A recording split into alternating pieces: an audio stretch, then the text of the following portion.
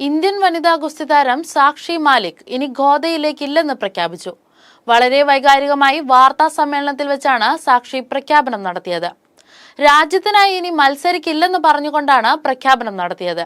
ഗുസ്തി ഫെഡറേഷൻ തിരഞ്ഞെടുപ്പിന് പിന്നാലെയാണ് താരം തീരുമാനമെടുത്തിരിക്കുന്നത്.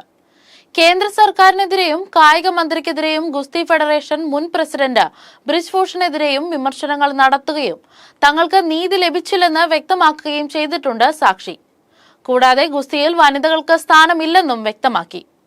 ബ്രിജ്ഭൂഷന്റെ രാഷ്ട്രീയ പശ്ചാത്തലം, പ്രത്യേകിച്ച് BJP ആയിട്ടുള്ള ബന്ധം പ്രകടമാക്കും വിധമാണ് ഈ വിഷയത്തിൽ സർക്കാരിന്റെ ഉപേക്ഷ. സാക്ഷി അടക്കമുള്ള ഗുസ്തി താരങ്ങൾ കടുത്ത എതിർപ്പ് ഉയർത്തിയിട്ടും ഗുസ്തി ഫെഡറേഷനെ നയിക്കാൻ ലൈംഗിക അതിക്രമ കേസിൽ സ്ഥാനം നഷ്ടമായ ബ്രിജ്ഭൂഷൺ ശരൺ സിംഗിന്റെ വിശ്വസ്തൻ സഞ്ജയ് സിംഗിന്റെ നേതൃത്വത്തിലുള്ള പാനൽ അധികാരത്തിൽ വന്നതുമായി ബന്ധപ്പെട്ടാണ് വൈകാരിക തീരുമാനം സാക്ഷി കൈക്കൊണ്ടത്. വ്യാഴാഴ്ച ന്യൂഡൽഹിയിലെ ഒളിമ്പിക് ഭവനിൽ നടന്ന തിരഞ്ഞെടുപ്പിലാണ് ഗുസ്തി ഫെഡറേഷൻ പ്രസിഡന്റായി സഞ്ജയ് സിംഗിനെ തിരഞ്ഞെടുത്തത്. ഇതോടെ ഗുസ്തി ഫെഡറേഷന് രാജ്യാന്തര തലത്തിലുള്ള വിലക്ക് നീങ്ങും. കോമൺവെൽത്ത് സ്വർണ്ണ മെഡൽ ജേതാവ് അനിത ഷിറോയെയാണ് സഞ്ജയ് സിംഗ് പരാജയപ്പെടുത്തിയത്. 47 വോട്ടുകളിൽ 40 വോട്ടും നേടിയാണ് വിജയം.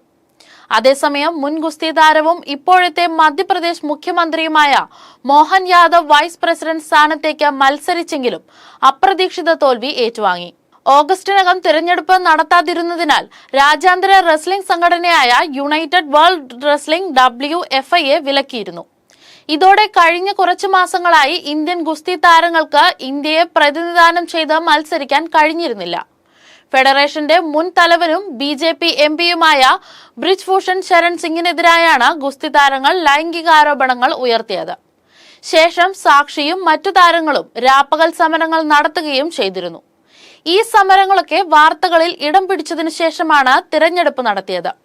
ഇതോടെ പ്രസിഡന്റ് സ്ഥാനത്തെ ബ്രിജ്ഭൂഷന്റെ 12 വർഷത്തെ വാഴ്ചയ്ക്ക് ശേഷം വലം കൈയായ സഞ്ജയ് സിംഗ് തിരഞ്ഞെടുക്കപ്പെടുകയായിരുന്നു.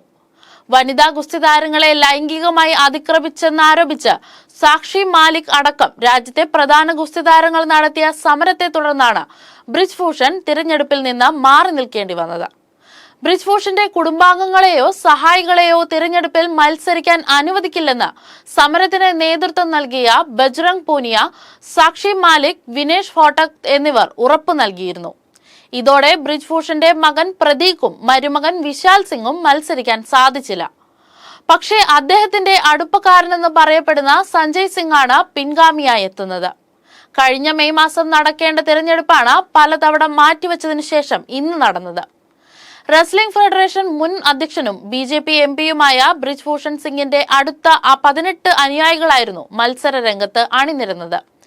മെയ് മാസത്തിലെ തിരഞ്ഞെടുപ്പ് മാറ്റിവെച്ചതോടെ ജൂലൈ 4-ന് എക്സിക്യൂട്ടീവ് കമ്മിറ്റി തിരഞ്ഞെടുപ്പ് നടത്താനായിരുന്നു ഇന്ത്യൻ ഒളിമ്പിക് അസോസിയേഷൻ തീരുമാനിച്ചത്.